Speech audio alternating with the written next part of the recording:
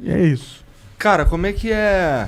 Lá no, assim, em 2000 e... Eu não vou lembrar direito.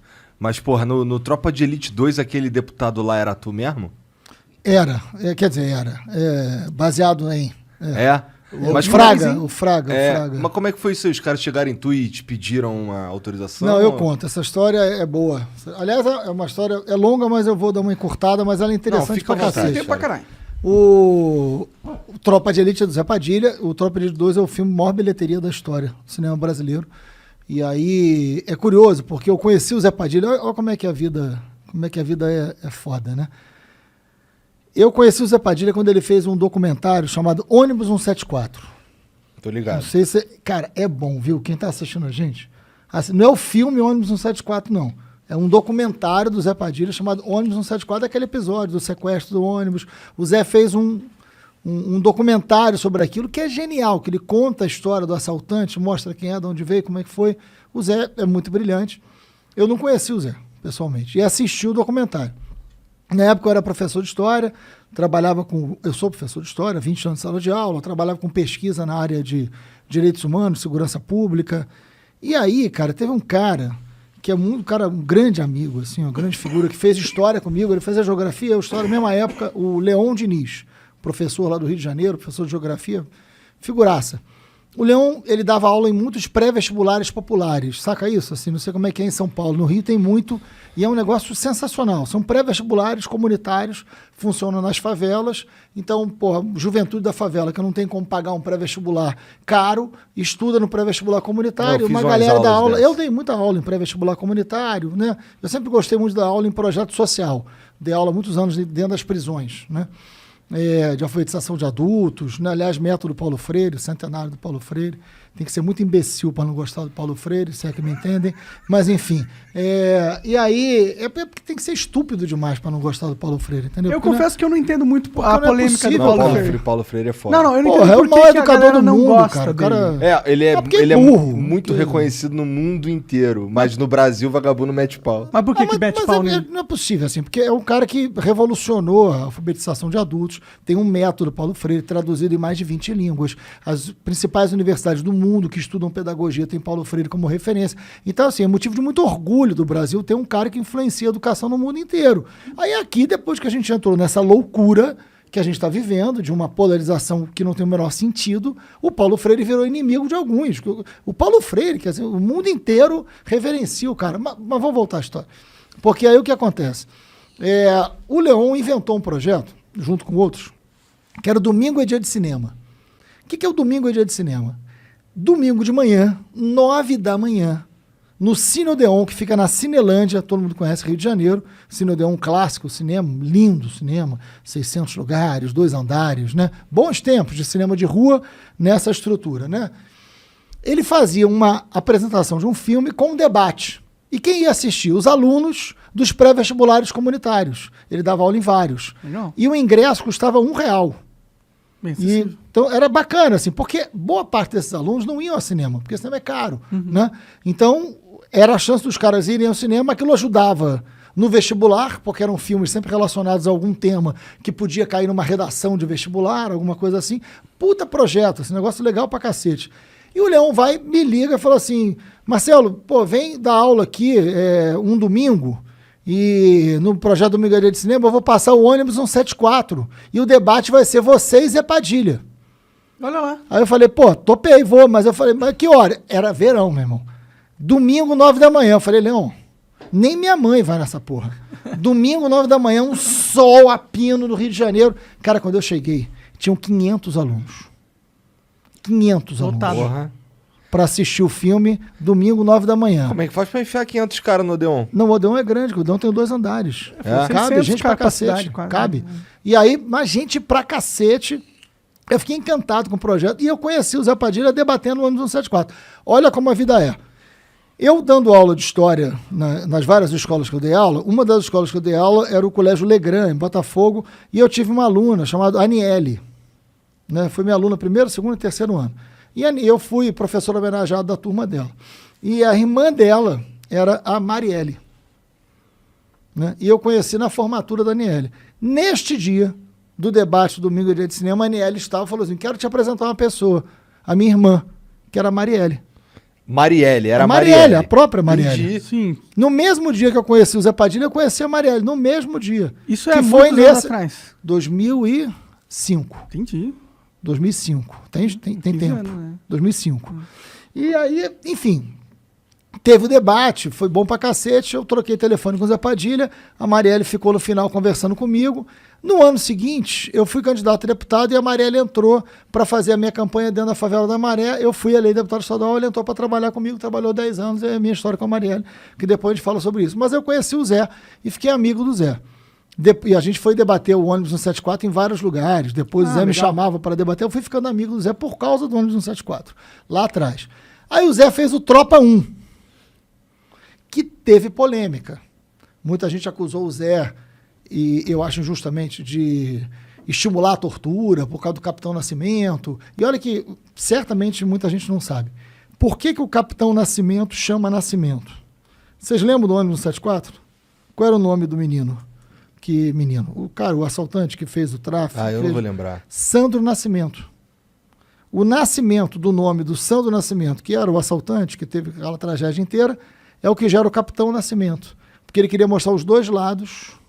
Então tem uma conexão entre o Tropa de Elite 1, o Capitão Nascimento, e o Sandro Nascimento do ônibus 74 do negócio. Interessante. É o Zé Padilha. Interessante isso. O Zé é um cara muito, muito inteligente. Aí, quando lança o Tropa 1, tem muito debate sobre o papel da polícia, o BOP, a violência policial, tortura, gera uma polêmica grande. Sim, foi um né? filme, é um filme que mudou a percepção da sociedade sobre ela mesma, né? Muitas pessoas não tinham ideia do que era o Rio. Eu lembro que quando chegava em outras cidades, os caras ficavam assustados quando eu falava que aquilo ali era a realidade da vida do Às carioca. vezes era até muito pior, né? E aí, bom, e foi o Wagner Moura, meu grande amigo, irmão, que fez o Capitão Nascimento. Então, enfim, aí pima o Tropa de Elite 1. E teve polêmica beça, né? Muita gente não gostou, muita gente gostou. Mas, resultado. Aí eu virei, já era deputado estadual, fiz a CPI das milícias. A CPI das milícias foi em 2008, gerou a prisão de 240 milicianos. Todos os líderes de milícia foram presos no Rio de Janeiro por conta da CPI. Minha vida mudou muito por conta disso. Pra caralho também, muita né? coragem. Fudeu mais eles que foram presos, mas me fudeu no sentido da vida ter mudado completamente, mas eu não me arrependo de nada, né? E aí, enfim, fiz o que eu tinha que fazer, depois a gente conta um pouco isso, por que eu entrei nessa história, por que eu entrei na política, é a mesma coisa. Mas aí, cara, assim, o Zé me liga, a minha equipe, boa parte dela não gostava do Tropa de Elite 1, achava complicado, enfim. O Zé me liga e fala, cara, preciso falar com você. Eu falei, pô, Zé, fala, vamos almoçar, vem aqui em casa, enfim. Aí falou, cara, vou fazer o Tropa 2. Eu falei, porra, Zé, vem mais polêmica aí, cara. Aí ele falou, mas é baseado em você. Eu falei, não. Porra, eu já tô cheio de problemas, Zé. Porra, já CPI, então é sobre isso. Aí eu falei, como assim, cara? Aí ele falou, cara, preciso conversar com você. Eu acho que a CPI das milícias mudou a história da segurança pública do Rio de Janeiro. Né? Você mudou o conceito da segurança pública, porque todo mundo achava a milícia um mal menor, aceitava, e você consegue mostrar que tem uma máfia. Assim, é revolucionário o que aconteceu aqui nessa CPI. É uma CPI que gera prisão de todos os líderes. Então, assim, é um negócio... A gente tem que documentar isso. E eu quero fazer o Tropa 2 para falar qual é a sua grande crítica no Tropa 1. Aí eu falei, a minha grande crítica no Tropa 1 é que você não fala... Você fala da violência policial como se ela começasse e terminasse na polícia, que a gente sabe que não é, porque a violência policial tem a ver com a política. Ele falou, então, o Tropa 2 é isso. Só que você tem que me autorizar a fazer, porque é sobre o que você fez. Aí eu falei, vou reunir com a minha equipe. Chamei a Marielle, que me conheceu nesse dia, que era da minha equipe. Falei, Mari, ó. Aí ela falou, cara, a equipe vai quicar igual a pipoca, né? Vai reclamar. Aí eu falei, cara, mas eu vou bancar. Aí ela falou, eu banco com você, a Mari. E aí a gente foi para dentro da equipe, uma chiadeira da porra, né? Aí nego reclamava, você confia no Zé? Eu falei, confio. E aí a gente ajudou no Tropa 2, ajudou no roteiro, né? Enfim, e saiu o Tropa 2, que é baseado no trabalho da CPI das milícias, né? Então o deputado Fraga tem muito... É claro que tem ficção, né? Eu nunca casei com a mulher do Capitão Nascimento, graças a Deus, pelo menos isso eu não fiz, né? Então, assim, tem uma relação de ficção ali, mas... Assim, o filme, assim, o que é a milícia, como é aquilo mesmo. Mas tem relação com isso. Entendi. Caralho. Bom, pra mim era só um boato isso daí, mas agora tu contando toda essa história aí. Não. Mas, porra, me conta aí o... No início do filme eu tô... não sei se vocês lembram como é que começa o filme. O Fraga tá dando uma aula. Uhum. E aí toca o telefone, é uma Aí rebelião tem em que ir Bangu. no- Uhum. Eu tô na plateia assistindo, inclusive. Ah, Ali, é? Ah, da uma hora. coisa meio Hitchcock ali que o Zé fez. Da hora. Tô eu, tem gente nossa ali assistindo. Interessante. E porque aquilo acontecia, eu negociei muita rebelião em presídio. É mesmo? Qual Muita foi a sua primeira presídio. rebelião que você foi negociar, assim? Porque essa devia ser o que o senhor tava mais cagado, eu Cagado, né? Rapaz, porra, foram muitas, cara. Foram dezenas de rebeliões que eu negociei. Qual foi a primeira? Caralho, Você cara. sabe que ninguém nunca me perguntou essa porra? Qual foi a primeira? E por que que tu Porra. entrou nessa pira? Porque é o seguinte, eu dava aula nas prisões. Eu comecei a dar aula na prisão em 1989. acho. Tempo pra Eu caralho. tinha Tu não 4 era anos. nascido. Não, eu tinha menos um ano. Menos um ano. Você ainda estava no... Né, tu tinha Eu tinha 4 quatro. anos. Então, eu comecei a dar aula em 89. Eu era muito novo, tinha 21 anos. Era um presídio lá em Niterói chamado Edgar Costa. Eu nasci em Niterói, São Gonçalo ali. E eu sempre quis dar aula em presídio. Assim, sempre quis dar aula para quem mais precisava. Então, dei aula em favela, eu dava aula nas escolas, porque eu precisava sustentar meus filhos. Mas eu gostava de alfabetizar adulto, né? Então eu tinha sempre... Educação para mim é um negócio muito importante, muito sério. E aí no presídio, cara, eu ia lá, eu era o mais novo, né? Eu só dava aula para quem era mais velho do que eu. E aquilo eu sentia que aquilo era muito transformador. Então eu trabalhei muitos anos em prisão. Muitos anos, dando aula. E aí depois surgiu uma coisa chamada Conselho da Comunidade. O que era isso? Era um órgão formado por várias organizações da sociedade civil, então assim, pastoral carcerária, universidades, Conselho Regional de Psicologia, várias organizações da sociedade civil se reuniam, faziam parte do Conselho da Comunidade e fiscalizavam as prisões. Visitavam as prisões, viam quais eram os problemas, faziam um relatório e entregavam na mão do juiz da VEP, Entendi. Vara de Execução Penal. E eu fui presidente do Conselho da Comunidade de 2000 até 2004. Ah, que da hora. Até porque eu não, era um trabalho voluntário, tá? Tá. Não ganhava nada. Aliás, todo o meu trabalho no presídio sempre foi voluntário, porque eu nunca achei que eu tinha que ganhar para aquilo, porque era um trabalho de coisa cristã servidão, mesmo, né? Tal. E aí eu falei, bom, e visitando as prisões, você vai conhecendo todas as prisões, vai ajudando aqui, vai melhorando o sistema penitenciário, que eu acho que é um problema que a gente tem que conversar. Se a gente não melhorar o sistema penitenciário, se a gente não olhar para o sistema penitenciário, a gente não resolve o problema da violência nas ruas. As prisões alimentam as violências nas ruas. Então a gente acha que prendeu, resolveu o problema. Não é verdade. O crime se organiza na cadeia. Quanto pior a cadeia, melhor para o crime. Né? Então eu, desde muito novo, entendi isso e achei que eu falo, cara, a gente tem que ter um sistema penitenciário que funcione para a lei, para melhorar a rua e para melhorar a vida de quem está lá, tanto de quem trabalha quanto quem está preso. Enfim. E aí eu conheci o sistema penitenciário inteiro. E aí começa a ter muita rebelião no Rio. Quem me chama para negociar rebelião é o próprio BOP, o Batalhão de Operações Especiais, porque eles têm um grupo de negociadores, né?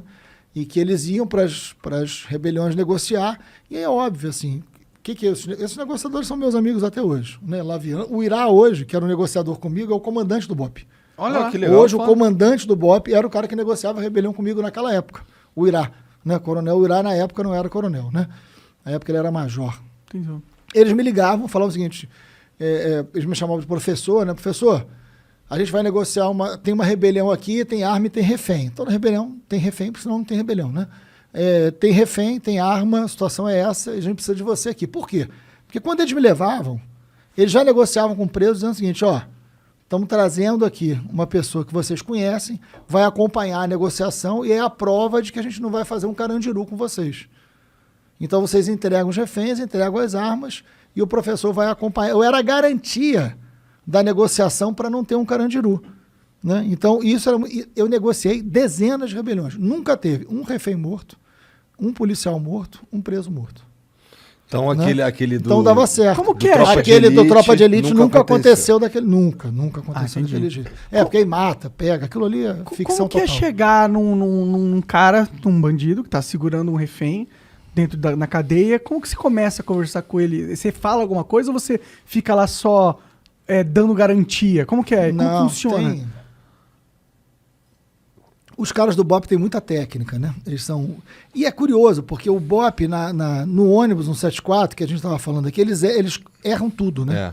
É cagada do início ao fim. Erra tudo, vai atirar no cara, atira na mulher, Né? Quem mata a mulher é o tiro do policial, errado, não podia. Enfim, erraram tudo. Né? E depois daquilo, eles fazem um baita treinamento de negociadores para o BOPE, que são esses negociadores que eu vou negociar nas prisões. Entendi. Né? E esses negociadores têm muita técnica. Então, tudo que eu fazia era combinado com os caras do BOPE, até onde podia ir. Né? Então, tinha muito uma relação de confiança. Tem várias situações inusitadas. Né? Então, por exemplo, teve uma rebelião em Bangu 4, que era um domingo de manhã. Eu nunca esqueci disso. Era um domingo de manhã. E era dia de um Fla-Flu, inclusive. Né? Dá pra ver que eu vim com a melhor camisa que eu tenho, né, gente? Então, homenagem ao Flow, botei a melhor roupa. Né? Mas aí era um dia de Fla-Flu, era um domingo de manhã, um sol pino, e rebelião em Bangu 4, os caras me ligaram, eu tava em casa, minha filha era pequena na época, e aí os caras falaram, explodiu uma rebelião em Bangu 4, tem um preso morto, né? E tem um agente penitenciário refém que eles estão dizendo que vão matar por causa do preso morto, situação delicada. E tem muitos presos perigosos, assim, enfim, de alta periculosidade nessa prisão. A gente precisa que o senhor venha para cá agora. E eu estava em casa. Eles iam me buscar de helicóptero, né? Caralho. E aí, porque Bangu é longe, né? Pode crer. Aí, enfim, de Niterói é muito longe. E aí eu dava 6 minutos. De helicóptero? De helicóptero. Caralho, né? da hora. E aí, pimba, fui para lá. E a situação era muito grave. E aí, rapaz, quando eu tô chegando, eu lembrei que tinha um agente penitenciário nessa unidade. Como é que é a vida? Que ele era um cara que, assim, não gostava muito de mim, né? Ele falava assim, o senhor trabalha educando presos, esses caras não valem nada. Eu falei, rapaz, mas é a sua profissão. Você é um agente penitenciário. A razão de ser da sua profissão é a existência de presos. Assim, não adianta você ter esse pensamento. Importante que a gente trabalhe para que o cara saia do crime. Nós temos que trabalhar para que a pessoa saia do crime. Né? Não para que você se vingue dele. Justiça essa é a não ideia é. Justiça não. Deveria, né? Justiça não é vingança. Justiça é outro lugar. Né? A ideia de que você se vinga, olho por olho, chicotada, isso já foi há muito tempo. Passou um tempo já, né? O código de Hammurabi, os caras. Chega, assim. Acho que tem um momento que isso não tem nada a ver com proteção de bandido, que é uma coisa que se fala muito. Protege bandido. Não, defende a lei. Lei existe para ninguém cometer barbaridade. Ninguém cometer barbaridade. Por isso existe lei. A gente tem que cumprir a lei. Né? Enfim, vamos cumprir a lei, vamos ter calma, enfim. Aí eu lembrei desse agente. Eu falei, tomara que não seja esse agente, que era um agente que eu sabia que os presos não gostavam, porque era um agente, né, mais cascado, mais complicado, mais violento também. Entendi. Rapaz, dito e feito. Quando eu cheguei, quem era o agente que era refém? O filho da puta. Era o cara. Aí eu falei, puta merda, vão matar esse cara. Eu falei, e eu nunca tinha tido em várias rebeliões ninguém morto, mas tinha um preso morto, que estava deitado do lado lá, e esse cara refém, todo amarrado num botijão de gás, com uma faca aqui no pescoço, e eu olhei aquela situação e falei, eita, pô. E tinha um preso, que era um dos líderes, que tinha sido meu aluno lá atrás, há anos, no presídio Edgar Costa. E era um cara que era um líder de uma facção que não sabia ler e escrever. E eu tive muita conversa com ele, falando o seguinte, eu falei, rapaz, larga esse crime, rapaz. Você tem 2 filhos pequenos. Estuda com a gente, aprende a ler, aprende a escrever, tenta um emprego, sai dessa vida. Você sabe que essa vida não vai fazer você ter neto, você não vai ver seus filhos crescerem. E ele me ouvia. E eu, enfim, acabou que ele não estudou, né? Enfim, ficou no crime. E ele estava na liderança dessa rebelião. Quando eu vi que era ele, né? Eu soube que ele estava lá dentro do presídio, eu pedi para chamá-lo. Eu falei, diga que sou eu que estou aqui, estou pedindo para chamar. Aí ele veio. E ele estava ferido, um tiro na perna. Aí eu olhei para ele com um tiro na perna, ele olhou para mim e falou, professor, aí eu falei, olha, vim negociar. Aí ele, agradeço muito ao senhor. Aí eu falei, mas eu vou te pedir uma coisa. Eu posso falar o nome dele porque ele está morto, né? Aí eu falei, Dudu, o nome dele. Eu falei, rapaz, Dudu. Eu falei, olha, eu estou aqui negociando, a situação é grave, já morreu um preso, você está ferido, você tem que ir para o hospital. Não precisa morrer mais ninguém. Aí ele falou, não, esse aqui vai morrer. Esse aqui vai morrer porque vai ficar 1 a 1. Aí eu falei, ele falou, quem tinha matado o preso no final dos... Não, tentativa de fuga. Rebelião é sempre tentativa de fuga. Entendi. Aí foi a polícia que matou. Aí eu falei, olha só, se você está me dizendo que você vai matá-lo, então eu estou dizendo para você que eu vou embora. E aí você vai matar, os caras vão matar vocês, vai ser Carandiru. Eu não quero estar aqui para assistir Carandiru. Eu não vou ser testemunha de Carandiru. Eu estou indo embora. Aí falou, não, o senhor não pode ir embora. Eu falei, então você não pode matar o cara. Se você for matar esse cara, eu vou embora. E você tem palavra. Eu quero que você me dê sua palavra que esse cara não vai morrer. E tem mais. Para a gente negociar essa rebelião e ninguém mais morrer, ninguém mais ficar ferido e você poder ir para o hospital e não morrer, eu quero que você solte ele agora. Em nome de tudo que você me conhece. Solta esse cara agora. Porque se você não soltar ele agora, a rebelião vai esquentar e vocês vão matar esse cara. Solta esse cara agora. Solta esse cara agora para eu não ir embora, para a gente continuar negociando. E como ele reagiu? E aí ficou uma tensão, aí ele chamou outros líderes, ele voltou, olhou para o cara, deu um tapa no cara e falou o seguinte: pelo resto da sua vida, o senhor agradeça ao professor, porque você ia morrer. Aí desamarrou o cara e soltaram o cara. Né? Esse cara me liga todo Natal, Ano Novo, Páscoa, né? Dia das Crianças, né? Todos os dias, cara, virou um amigo, me liga aniversário, Ano Novo, me liga todo. Caralho. Nossa, mas que tenso, né? Que loucura, mano. E você participou de dezenas dessa parada. E é sempre tenso dessa forma? Às vezes pior, às vezes melhor, mas é tenso. É tudo que tem arma, tem violência, tem um lugar de abandono. Eu até acho que você é um pouco maluco de se pôr nessas situações. Cara, mas ninguém se põe, né? Isso, se você perguntar, quando eu nasci eu queria negociar a rebelião. Não, né? Então assim, mas isso, assim, eu fui trabalhar em prisão porque eu queria ajudar as pessoas através da educação, né? Mas você vai ajudar quem está preso? Eu vou ajudar quem precisa, cara. Eu vou ajudar quem está preso, eu vou ajudar quem mora na rua, eu vou ajudar quem está na favela, eu vou ajudar quem precisa. Eu não sou Tribunal de Justiça, entendeu? Pode crer. Então existe Tribunal de Justiça, existe lei, eu me formei educador, eu venho da área pobre. Meu pai era analfabeto, inspetor de escola, minha mãe era, né, funcionária de escola pública, morei na periferia, até os 40 anos de idade eu morei na periferia. Entendeu? Nunca tive nada, nunca tive um privilégio, zero. Né? Fui criado com meus 2 irmãos, tive um irmão assassinado, tive um monte de amigo assassinado, conheci a violência de perto. Então, o que eu puder fazer para tornar o mundo menos violento, eu faço. Agora, o preço que a gente paga é alto, porque a gente vive uma sociedade muito, muito violenta e, às vezes, pensa pouco, né? Então, por exemplo, fazendo isso tudo, tem um segmento da sociedade que fala assim, não, você defende bandido. Eu falei, eu defendo bandido? Eu trabalhei minha vida inteira para o cara deixar de ser bandido, para o cara largar o crime. E eu defendo bandido? Não. Eu fui trabalhar com a educação para ele deixar de ser bandido, para ele sair do crime. Isso não é defender bandido.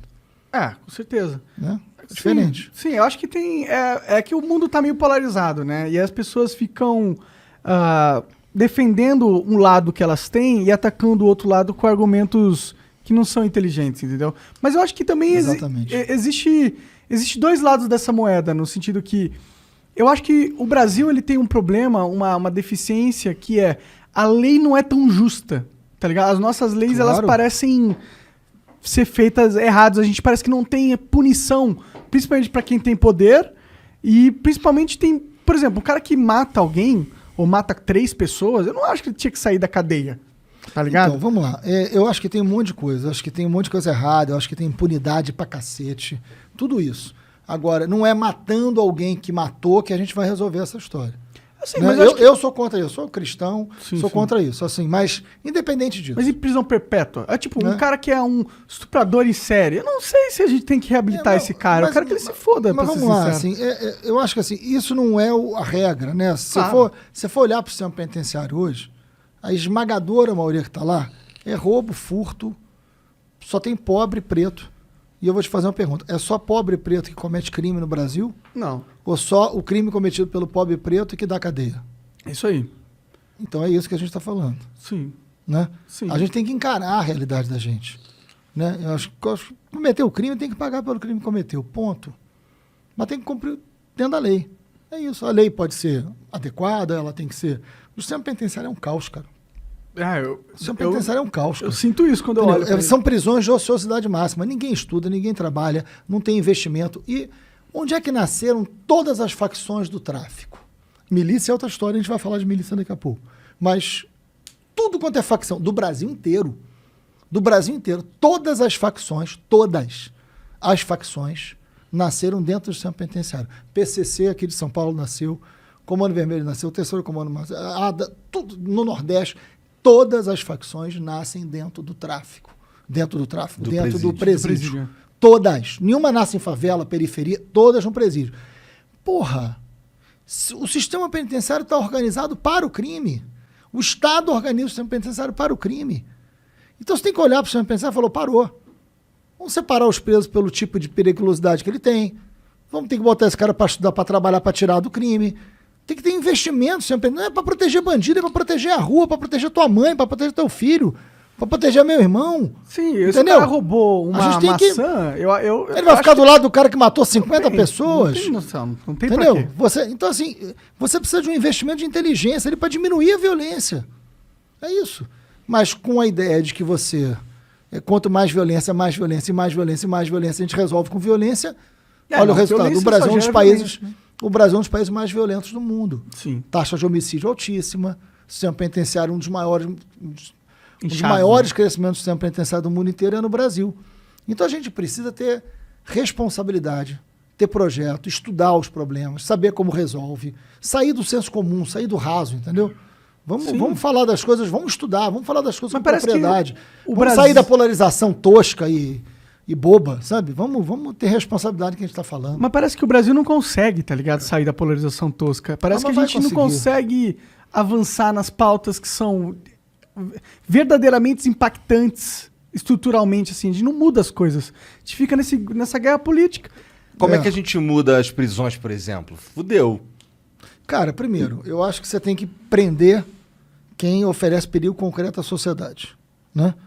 Porque senão... E a prisão, ela tem que ter classificação. Você tem que separar. Você tem que ter investimento em trabalho e estudo. Que está na lei.